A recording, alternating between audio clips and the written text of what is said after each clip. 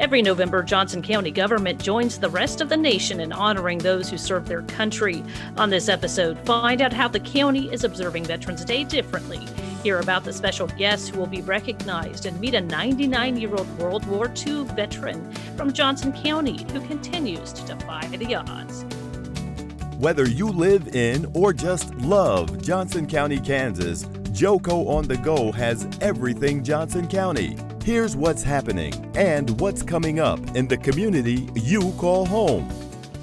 Thanks for joining us for JoCo on the Go. I'm your host, Theresa Freed, a Johnson County resident and employee of Johnson County government. The annual Johnson County Veterans Day observance is a tradition many people look forward to. It's an event that celebrates the lives of our local veterans. But in the middle of a pandemic, it's important to follow safety precautions to prevent the spread of COVID-19. So this year, the event is going virtual.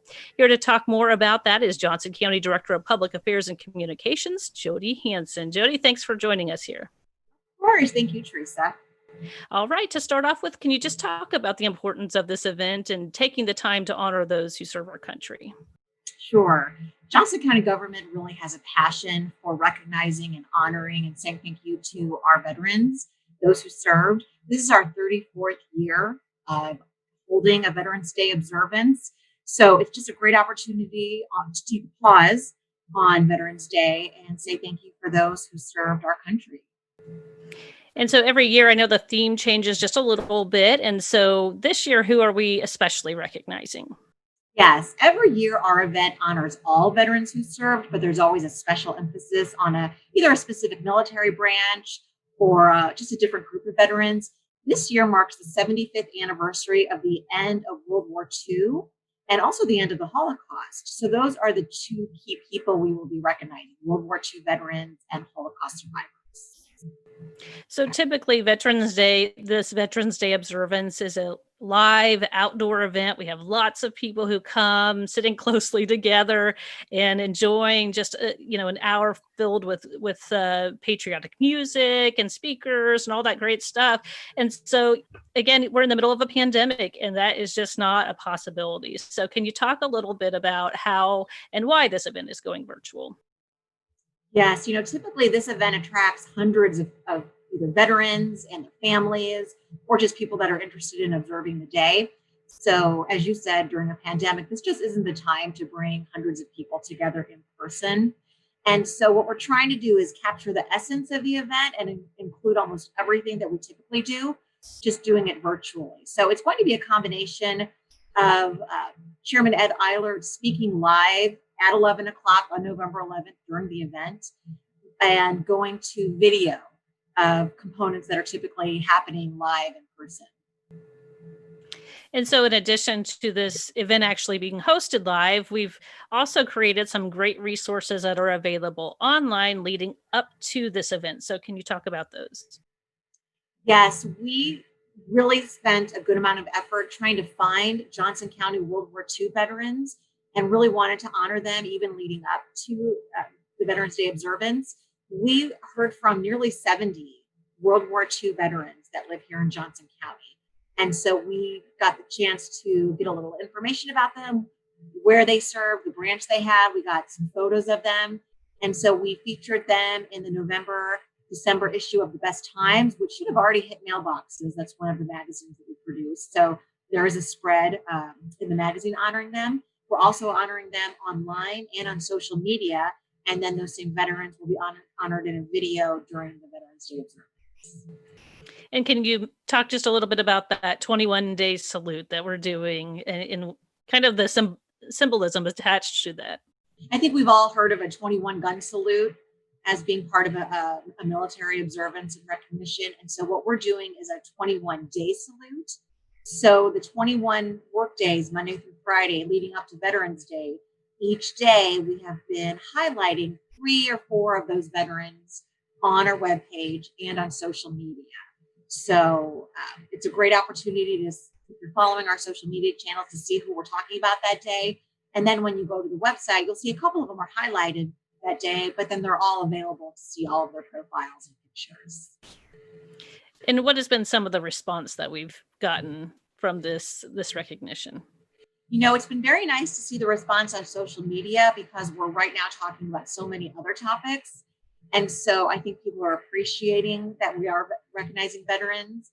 And we've had over 1,000 people visit the webpage where these profiles are listed. So we are hearing from the community, and we can tell through data that they're being seen. And we're also hearing from veterans' families who are really excited and kind of want to know what day their family member or their loved one is being honored. And then again, they will all be honored as part of our Veterans Day observance on the 11th. One of the other neat things I think about this event is that, just like every other year, it incorporates local music. And we're still able to do that, even though the musicians will not be in a room. We've been able to capture that. Can you talk about that? Yeah, so typically we will, depending on where our event is, we'll maybe get a high school band that will come and play, and we've got different local groups that will sing of all ages. We've done sort of a lot of different musical components through the years. But yes, this year, again, it's not safe to get a band together. It's not safe to get a big choir together. And so these organizations have taken their time to figure out how to do it safely and have recorded video of themselves. So we are going to have, part of our event is going to feature a local quartet called Sassafras. And they videotape themselves all separately. You might have seen other groups do that during this pandemic. So we will have video of the four of them singing together, but separately. And then we also have some band music provided by the American Legion Band that you'll hear during parts of our program. So we're so pleased to still be able to incorporate traditional things like that, even though we're doing it differently this year. Another example of that is our wreath presentation. Typically, we will have people at the event place wreaths. These are people that represent different organizations: World War II vets, Korean vets, the American Legion, the Gold Star Mothers. Nearly a dozen groups typically participate. So this year, we have recorded them all separately. So we will have a video of the wreath presentations rather than them happening live in the room, just like tabs, just like the rifle salute. All those typical traditional components will still happen. And just another great feature of this is, normally this is in the middle of a day, and some people can't attend this event. And now somebody can sit at their computer, they can watch, if not all of it, at least catch part of it, and they can come back and listen or watch the whole thing at a later time, which is a really cool thing. So it's not all bad that we had to go virtual this year. There's a lot of benefit to that. So I guess the final very important information is, how do people watch this event this year? Yes, the event will be available on our website. So you'll have a couple different options. You can all you can remember is the homepage, jocogov.org. We will have images leading you to where you need to see it. We have created a special veterans page. So that would be jocogov.org/JoCo Honors Vets. That's another way to directly get to our event page. And then if you follow us on Facebook, just do a search for either Johnson County Government or at JoCoGov. We will be streaming it live on Facebook. We've been told that other television stations in the metro area might be streaming it on their websites or their social media. So the more the merrier, the more places this is seen, it's just a great benefit.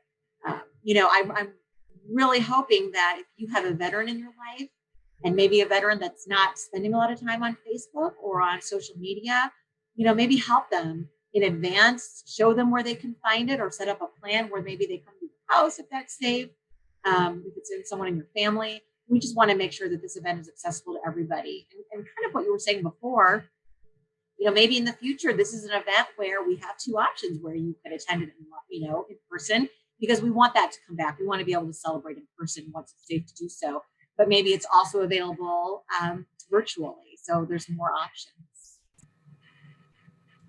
And that's some great information. Thanks, Jody, for joining us. And we look forward to a great crowd to come watch this event. Now, in an earlier recorded interview, I got the chance to catch up with one of our featured veterans this year. He's a World War II survivor and a COVID survivor. I'll let him introduce himself. I'm Max Deweese. I'm 99 years old. If you just want to talk about, you live in Johnson County, right? I live at Silvercrest at Deer Creek. I've lived here 7.5 years now. I lost my wife 4 years ago. but I stayed, and I'm content. Very good. I am also a virus survivor. I'm a World War II veteran. I was in the first company to land on Guadalcanal, August 7th, 1942, 2nd Marine Division. Well, we, of course, thank you for your service, and we're excited to be able to celebrate you on Veterans Day as we Well, I celebrate. hope I live that long, too. I think you'll be okay. You only got a couple more weeks to go here. But we're excited to celebrate you and other World War II veterans on this Veterans Day. And can you tell us a little bit more about your experience, how you got started, and what are some of your major accomplishments? Well, I'll make a long story short. I did not graduate from junior college in 1941 because I couldn't pass chemistry. I was working on the road for John Deere Plow Company, inventory crew. Came home at Christmas time after Pearl Harbor. Ran into my chemistry professor. He talked me into joining the Marines. He was a Marine in World War I, severely wounded in the Battle of Bellawood. So I didn't know any better. I went down and joined the Marine Corps. I tried to join New Year's Eve, but they wouldn't talk to me. They said, come back January 15th. 42, I went back January 15th, signed up, passed physical, and was aboard a train that night to San Diego to boot camp. Went aboard Troop Transport Mother's Day of 42, lived on that until we landed at Guadalcanal in August. After Guadalcanal, I was there as I said, our company was the first one to land on Japanese soil. There until the battle was over, went to New Zealand for R&R, then to Tarawa, which was a 76-hour battle.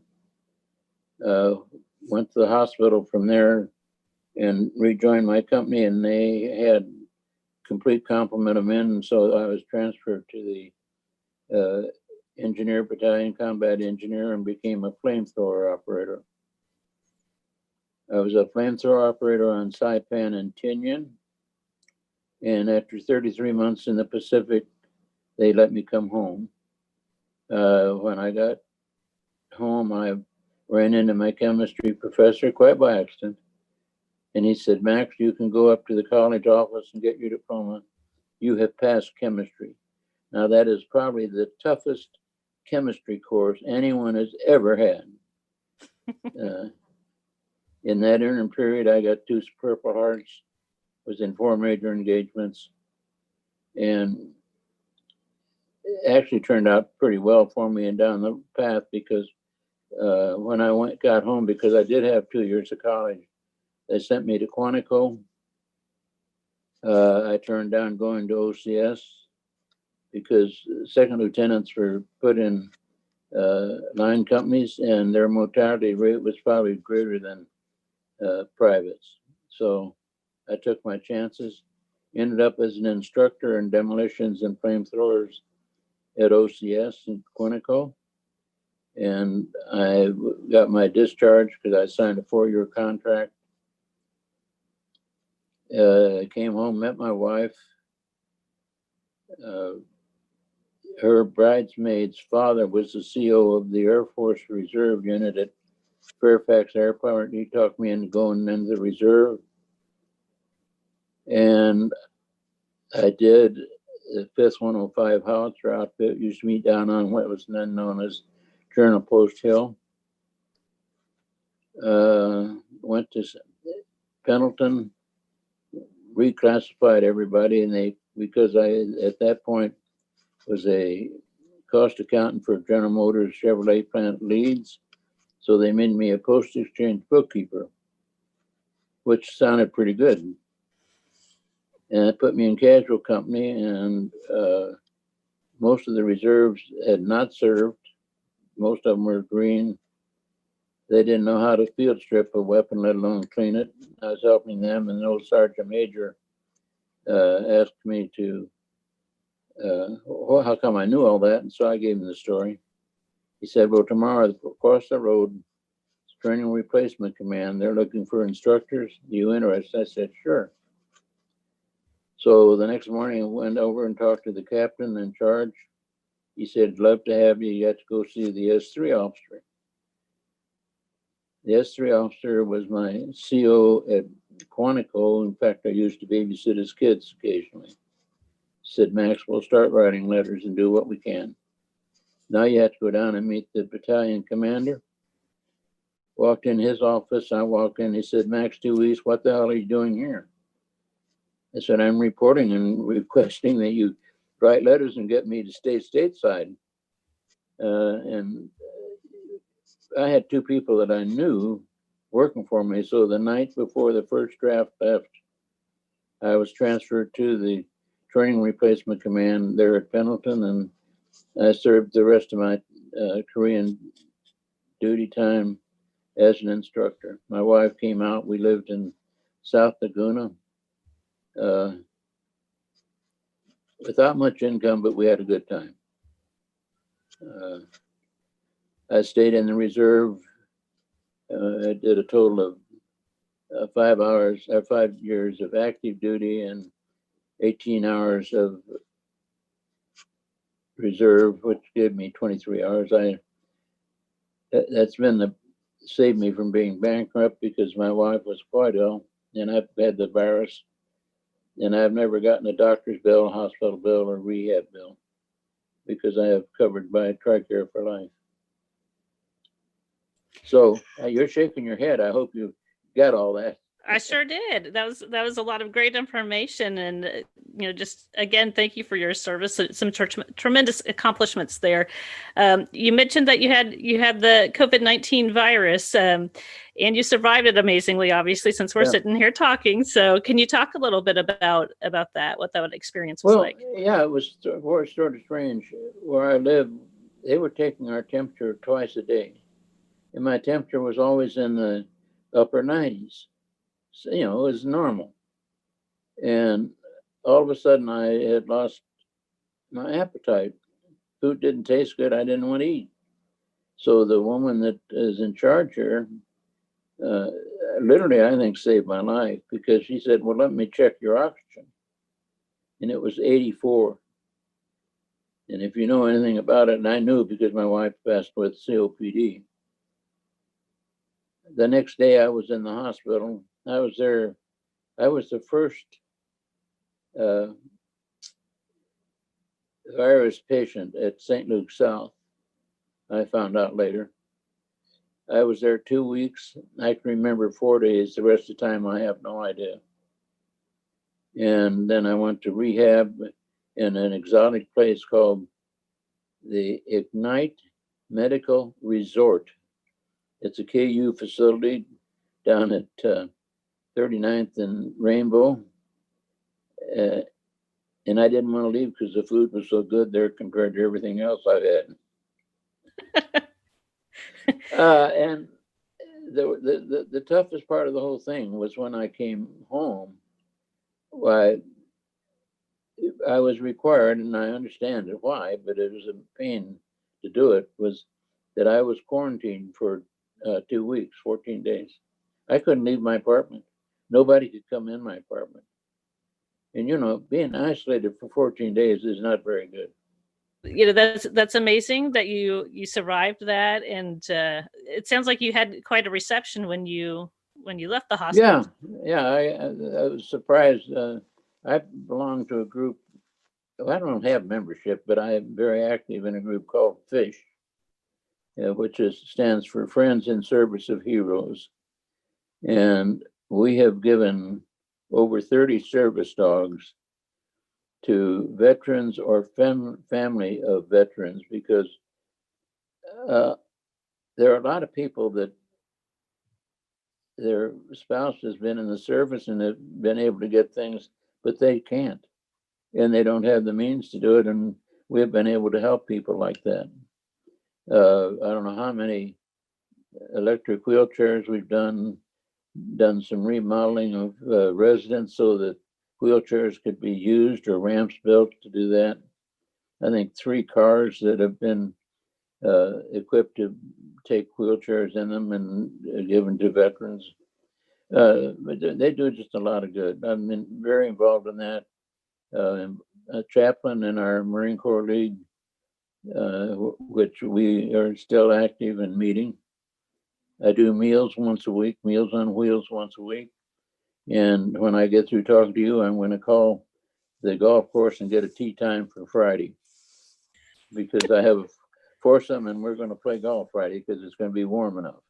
Yeah, that's what I hear. You are a very active resident for sure, and just it's great to hear your stories and how you're still contributing to the community even after all the service that you've provided to the community. Well, So why not do it? I'm capable of it.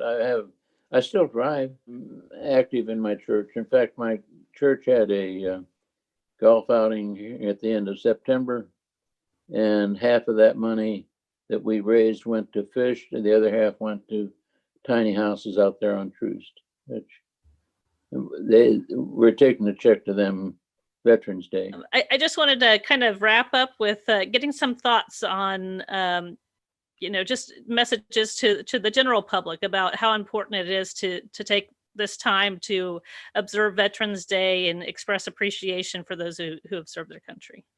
Well, I want to make a statement that you may not include, which is all right, but I want to make the statement. I do, whenever asked, and not very often anymore, but I speak at schools or whatever, clubs and what have you. And my message is that we have raised 2 or 3 and maybe 4 generations of young people that have no conception whatsoever of the sacrifices that have been made so that they can abuse the liberties that they have. We are losing liberties like nobody's business, more rapidly than people even think of. And that bothers me, because we have a free country and we have a constitution that says that we have a lot of freedoms, but we aren't allowed to have them. And this is very disturbing to me. And I speak anytime I can to any group. And this is my basic message, is that we've got to get this thing turned around and get our kids educated as to what has been done for them. You just heard JoCo on the Go. Join us next time for more Everything Johnson County. Have a topic you want to discuss? We want to hear from you. Follow us on Facebook and Twitter at JoCoGov. For more on this podcast, visit jocogov.org/podcast. Thanks for listening.